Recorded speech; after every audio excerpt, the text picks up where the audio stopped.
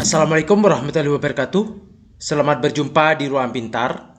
Kali ini kita akan belajar bab 1, komposisi fungsi dan fungsi inverse. Kita akan membahas soal pada uji kompetensi. Materi ini sesuai dengan buku paket pada kurikulum Merdeka, halaman 41 sampai 43 untuk siswa kelas 11 SMA SMK. Nomor 1, hubungan antara keuntungan yang diperoleh dengan harga barang yang dijual diberikan sebagai UX sama dengan negatif 75X pangkat 2 ditambah 300X dikurangi 140, di mana X adalah harga barang dalam kelipatan Rp10.000. Yang A, apakah UX merupakan suatu fungsi? Ya, karena X-nya bernilai positif, yaitu X adalah harga barang yang kelipatan dari 10.000. Yang B, jika UX merupakan suatu fungsi, tentukan domain dan ringnya. Yang B, untuk menentukan domain, kita harus mencari batas X-nya, yaitu negatif 75X pangkat 2 ditambah 300X dikurangi 140, ini kita misalkan sama dengan 0. Dengan menggunakan rumus ABC, X1, X2 sama dengan negatif B plus minus akar B kuadrat dikurangi 4AC per 2A sama dengan negatif B, B-nya adalah 300, negatif 300 plus minus akar 300 kuadrat dikurangi 4A-nya negatif 75 dan C-nya adalah negatif 140. Dibagi 2, A-nya adalah negatif 75. Sama dengan negatif 300 plus minus akar. 300 dikuadratkan adalah 90.000 dikurangi 4 dikali negatif 75 dikali negatif 140. 42.000 dibagi 2 dikali negatif 75 negatif 150. Maka di sini didapat X1 dan 2 negatif 300 plus minus akar 48.000 dibagi negatif 150. Maka didapat X1 negatif 300 ditambah akar 48.000 sama dengan 219,09 dibagi negatif 150. Maka X1 didapat 0,539. Sedangkan X2 yaitu negatif 300 dikurangi 219,09 dibagi negatif 150 sama dengan 3,46. Ini adalah X2. Sehingga domainnya adalah X sedemikian hingga X antara yang paling kecil 0,539 sampai 3,46, di mana X anggota bilangan real. Sedangkan ringnya, karena grafik ini A-nya lebih kecil dari 0, maka grafiknya menghadap ke bawah. Batasnya di sini adalah Y sama dengan 0. Kita cari Y maksimumnya, yaitu dengan cara Y sama dengan negatif D per 4A. Negatif D-nya adalah B kuadrat dikurangi 4AC per 4A. Sama dengan negatif B-nya adalah 300 kuadrat dikurangi 4, A-nya negatif 75 dikali C-nya negatif 140 dibagi 4 kali A, A-nya negatif 75.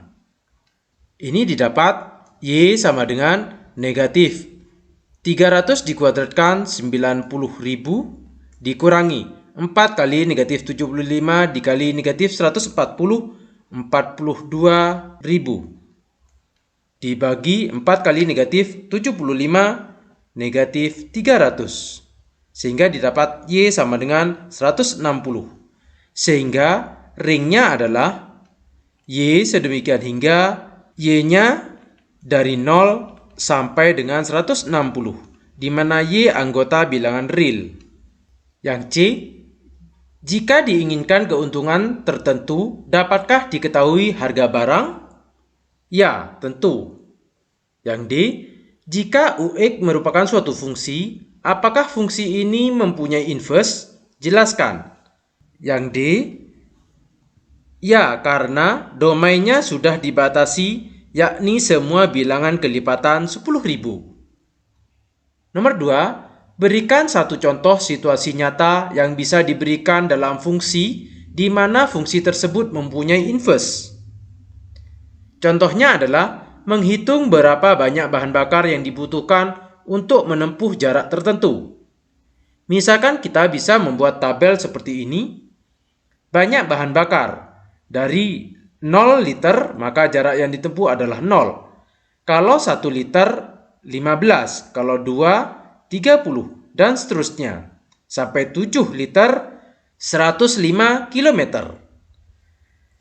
Kalau inverse, ini bisa dibalik. Sehingga jarak ditempuh dalam kilometer menghabiskan bahan bakar berapa liter? Misalkan 0 kilometer 0 liter, 15 km 1 liter. Sehingga fungsi ini mempunyai inverse. Nomor 3, berikan satu contoh situasi nyata yang mana suatu fungsi tersebut tidak mempunyai inverse. Contohnya, ketinggian bola saat dilempar ke atas terhadap waktu. Perhatikan gambar anak ini yang melempar benda ke atas.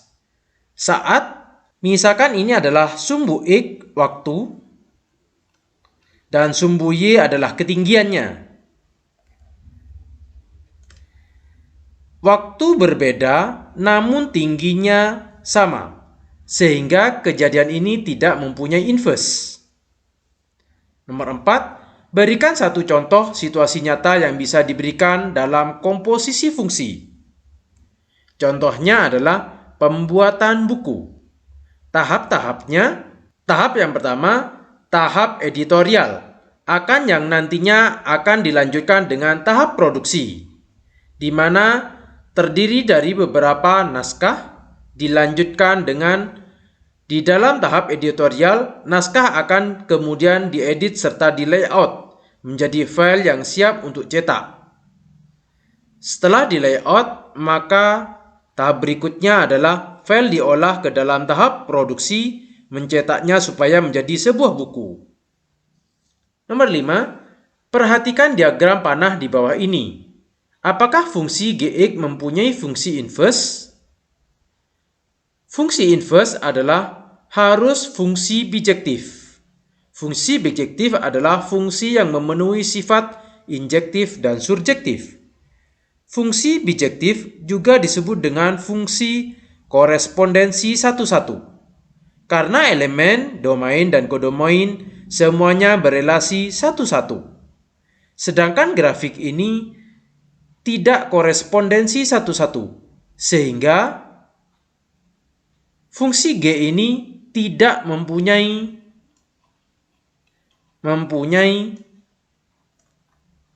fungsi inverse.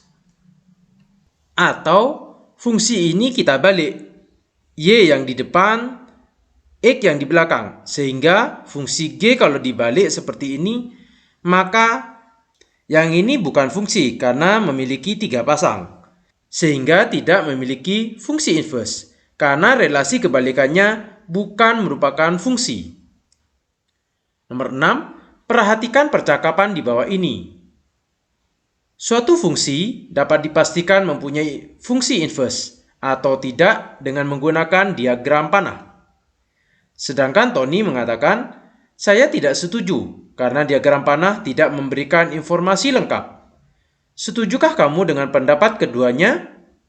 Adakah pendapatmu yang diperlukan untuk melengkapi kedua pendapat tersebut? Di sini saya gambarkan bahwa pernyataan Anton yang benar.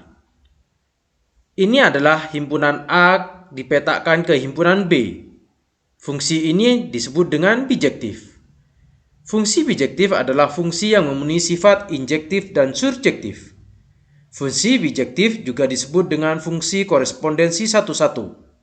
Karena fungsi korespondensi satu-satu, maka fungsi seperti ini adalah memiliki fungsi inverse.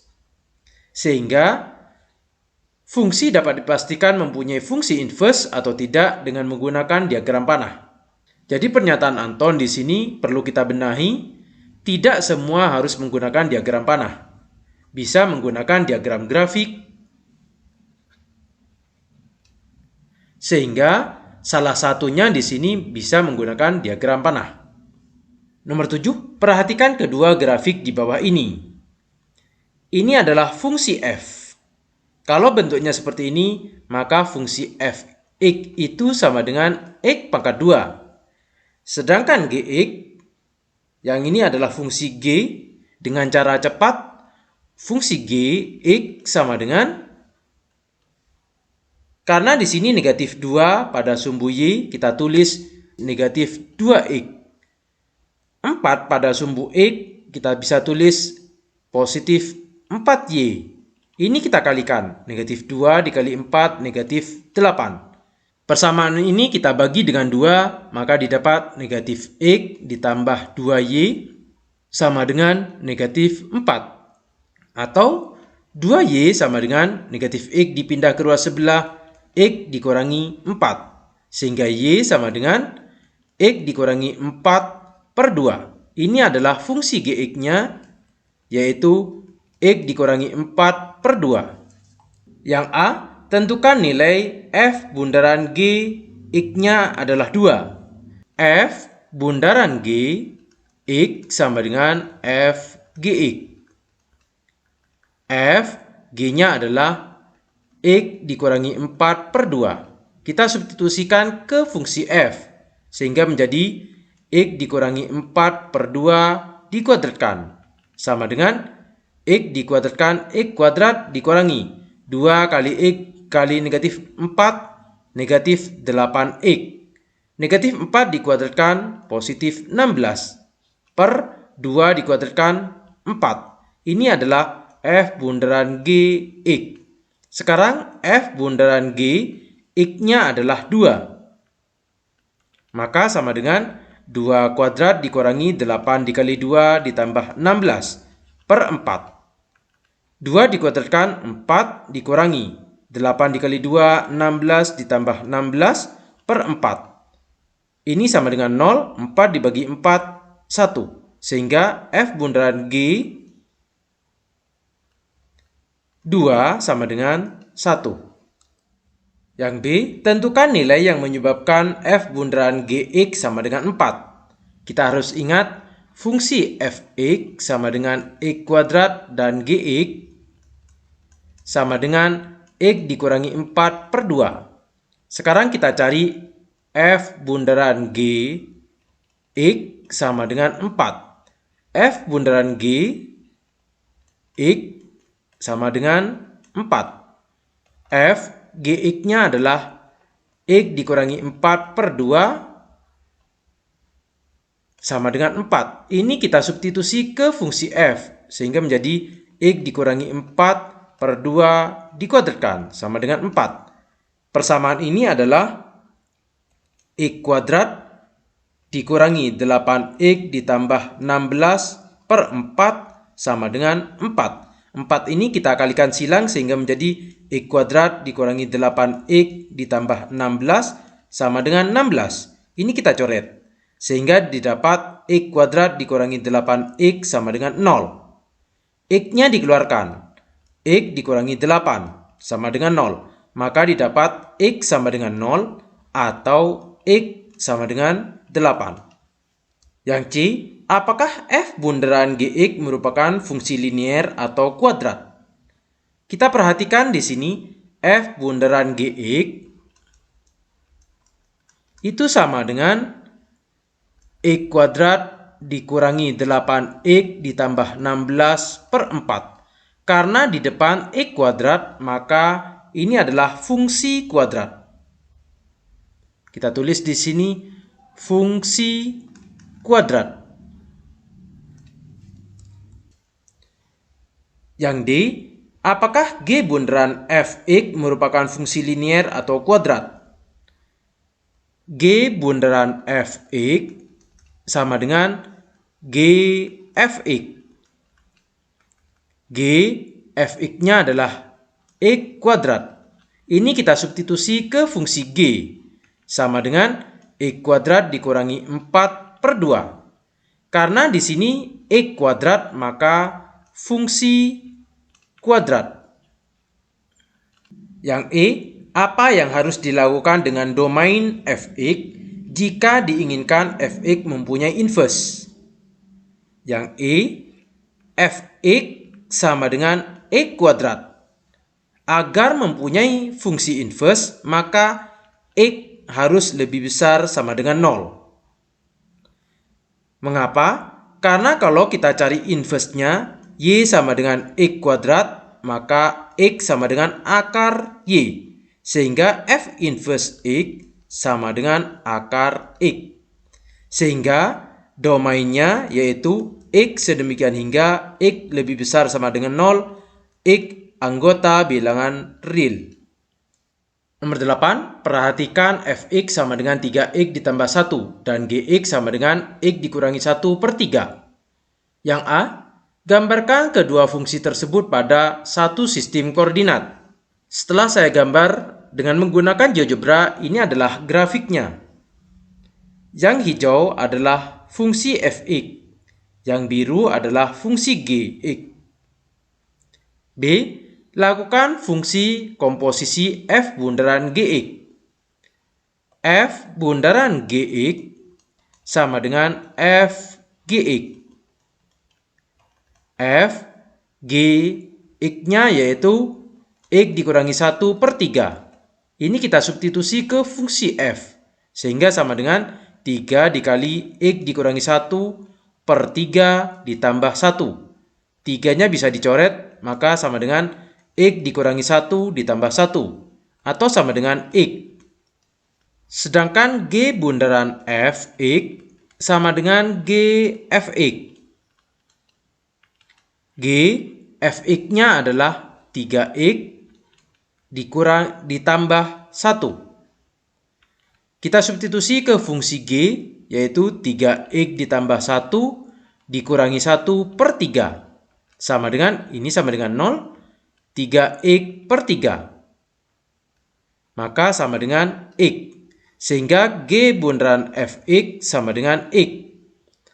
Ternyata hasilnya adalah sama, yaitu F bundaran Gx sama dengan G bundaran Fx.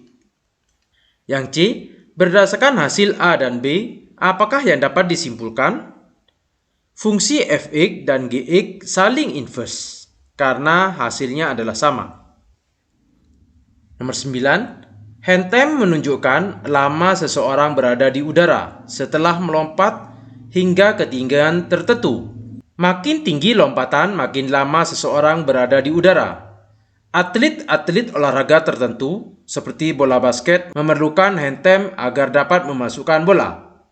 Yang A, tentukan hubungan antara ketinggian lompatan dengan handtime dalam bentuk fungsi.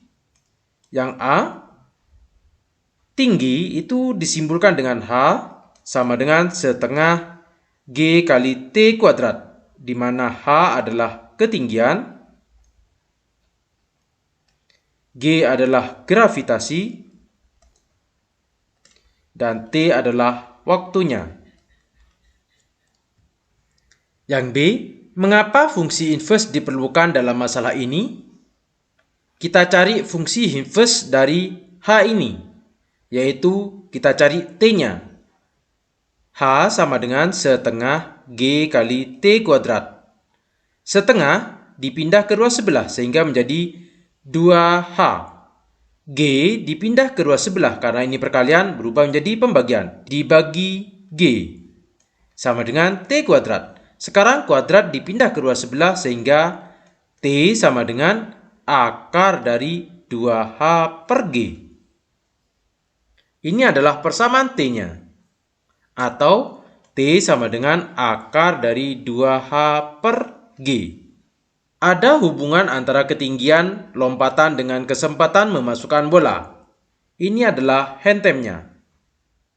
C.